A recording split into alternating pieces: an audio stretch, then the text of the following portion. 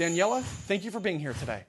Of course. Happy to be here. So what do you make of this tentative plan that Netanyahu has for turning up the pressure on Hezbollah terrorists in Lebanon?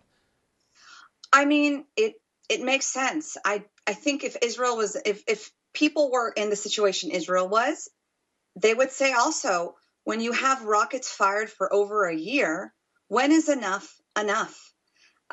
It's very easy. Leave Israel alone and you will be left alone. Israel does not want a full-on war. I was just there in July.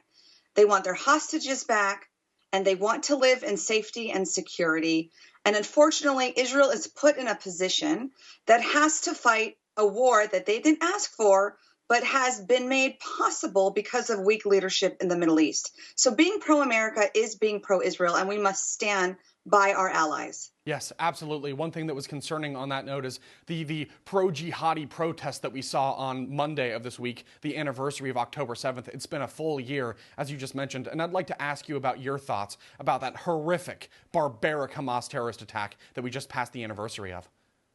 Thank you, Riley. It's so nice to be on a network who gets it. For many of us Jews, it was still a very lonely day. When you see our day of the greatest massacre since the Holocaust being hijacked in the name of 1 year since the genocide, when the narrative has been flipped on its head, and I can only compare it to this. If we honor 9/11, we honor the innocent Americans whose lives were lost every year.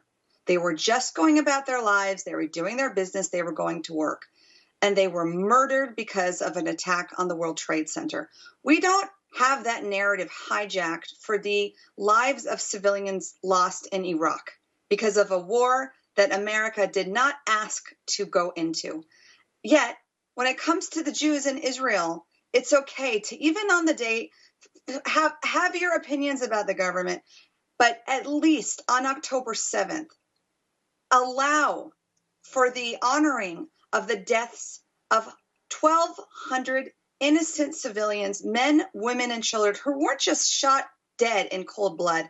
They were murdered in the most heinous, barbaric ways. And what happened to the innocent civilians of Israel who were just trying to live their lives, dancing at a concert for bees, living at home in their kibbutz, it's an affront to all civilians in Western civilizations anywhere. Israel is fighting America's war and a war on the West. Yeah, they are. And of course, we should be standing right behind them firmly in that instead of, trying to handcuff the IDF or instead of telling them what to do. That's one of the most frustrating things here for me to see as an American who supports Israel. Israel is a sovereign state. They know how to handle themselves. Benjamin Netanyahu is clearly very competent, and he's launched a series of extremely precise attacks on Hezbollah and Hamas, and they are working. They are moving the needle. They are making a difference on the ground for not just the people of Israel or the Middle East, but Americans and the people of the entire free world itself. And that is something that cannot be taken for granted. We cannot just assume that will happen. They don't have to do this, but they are doing this on behalf of everyone else. It's a great risk they're taking.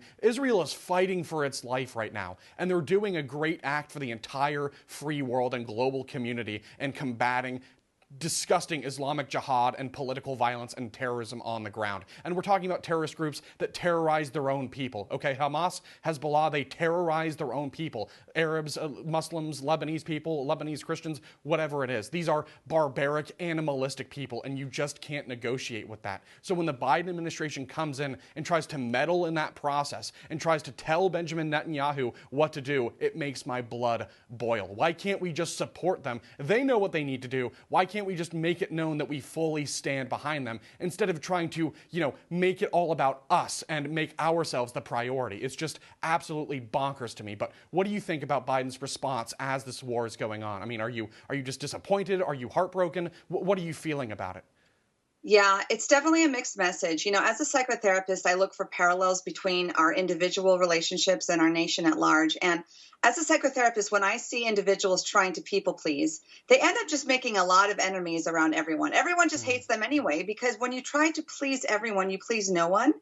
And saying on one side, yes, we stand with our allies, Israel has a right to defend themselves, and then behind closed doors, try to appease terrorists. nobody wins. And we see time and time again that the Middle East does not speak diplomacy, it speaks deterrence. And one of the things, Riley, that actually touched me the most in these last 2 weeks was seeing on buildings sprayed in Arabic from Iranian people saying, Israel, please come and take over the Islamic Brotherhood. We are waiting for you. We will do the rest. There is an unspoken reality that I wish would get more play in the media, that there are so many Iranians, Lebanese people, citizens in these countries who would like nothing more than to see their Islamic regimes taken down so the people once again have autonomy and power like they did before the Shah fell.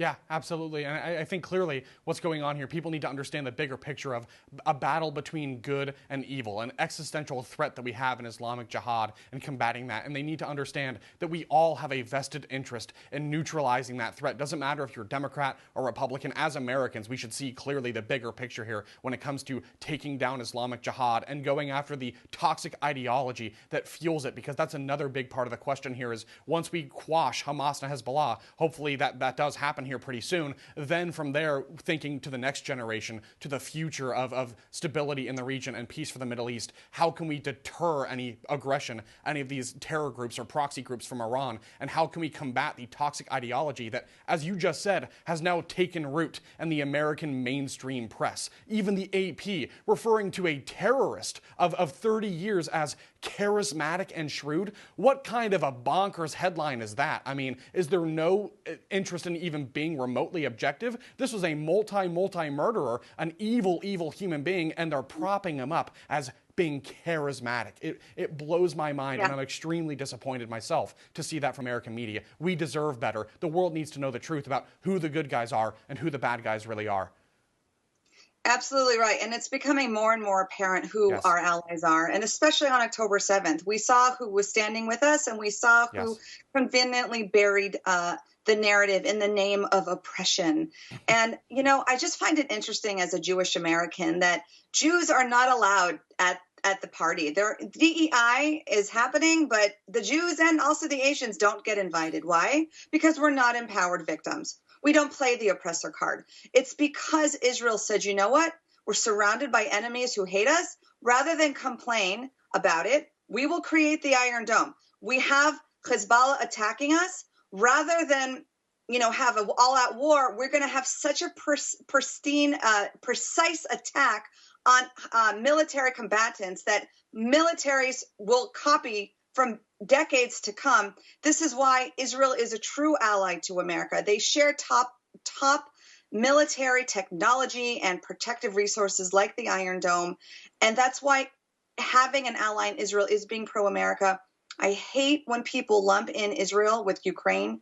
Ukraine to date has gotten $105 billion in aid with no return on investment, no reinvesting in American companies whatsoever. Whereas Israel, a true ally in the Middle East, a beacon of light, who has women's values for LGBT rights, lets people self-actualize, has Jews, Christians, and Muslims living together right now. They get a fraction of aid to do the war that America is not. And never, ever has Israel asked for troops on the ground. Yes. Very, very good point. Thank you for wrapping that up into it, because that is such a critical point. And these kinds of times, crisis really shows somebody's true character. And what are we seeing from someone like Benjamin Netanyahu right now? He's warning the people of Lebanon. He's telling them, please get out, because we don't want civilian casualties. They don't even want to fight. They have to. They are fighting for their lives. The terrorists forced their hand, and they are going to finish the job, and we need to stand by them 100%. So thank you very much for stopping by. Of course, I really do appreciate your time, and we will continue to pray for the people of Israel, the people of the Middle East, and the good people of this world, because we are in an existential battle between good and evil, and I believe that good can and will win. Amen. I agree. Thank you so much.